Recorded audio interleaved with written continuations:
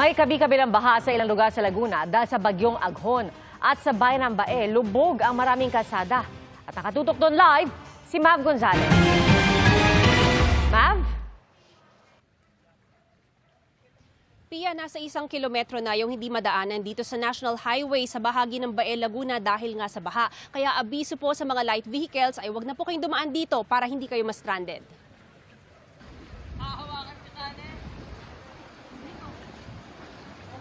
Kaninang bandang alas 4 ng hapon, halos abot bewang na ang baha sa Barangay Dila sa Bae, Laguna. Tanging mga truck at bus na lang ang nakakadaan. Hindi na kinaya ng ilang motorsiklo at sasakyan na tumawid. Nagsilikas na rin daw ang ilang residente. Ayon sa Laguna Police Provincial Office, nasa 1 kilometro ng highway ang binaha mula Barangay Dila hanggang Barangay Bangyan. Kaya nagbibigay na ng libreng sakay ang truck ng AFP at PNP. Narito ang kanilang mga pahayag. Malaking baha po dito sa lugar na ito, hindi po kaya makatawid itong amin kasi mababa. Hintay po kami ng truck na medyo mataas. Nagpapasakay din sila rito ng libre, no? O kaya pag may dumadaang bus, pinapasakay na namin yung mga stranded. Basta tumigil yung ulan, luhupa na rin siya. Mabilis naman.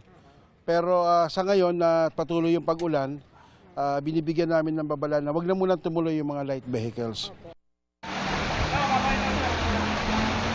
Nagmistulang ilog ang mga kalsada sa ilang barangay sa Bae, Laguna. Ang ilang residente nakalusong na sa halos kulay putik na tubig. Pinasok na rin ng baha ang ilang bahay at establishmento. Umapaw rin ang ilog doon at walang tigil ang ulan mula kagabi. Nawalan pa ng kuryente sa ilang lugar ayon sa ilang residente. Sa katabing bayan na Kalawan, lubog din sa baha ang mga kalsada sa Barangay Bangyas. Napuno na ng tubig ang mga palayan. Sa bayan ng Pagsanhan, lumampas sa normal ang water level ng ilog, kaya pinalikas na ng LGU ang mga residente sa paligid. Natumba sa lakas ng hangin ng ilang puno sa highway. Patuloy na minomonitor ang sitwasyon doon. Dahil sa inaasahang pinsala ng bagyong Aghon, sinuspindi na ang klase bukas sa UP Los Baños. Maaga pa lang, naglabas ang pag-asa ng red o heavy rainfall warning sa Laguna. Ibig sabihin, posible ang matinding pagbaha.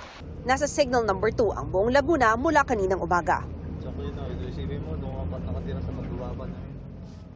Pia, sa ngayon ambon na lang dito sa bahagi ng Bae, Laguna. Actually, mula nung pagdating natin, mga nasa 50 to 100 meters na yung inihupa ng baha. Samantala, ayon naman sa Laguna Police ay nasa 195 families na ang in-evacuate sa buong probinsya at nasa 7 bayan naman ng Laguna ang walang kuryente sa ngayon. Pia?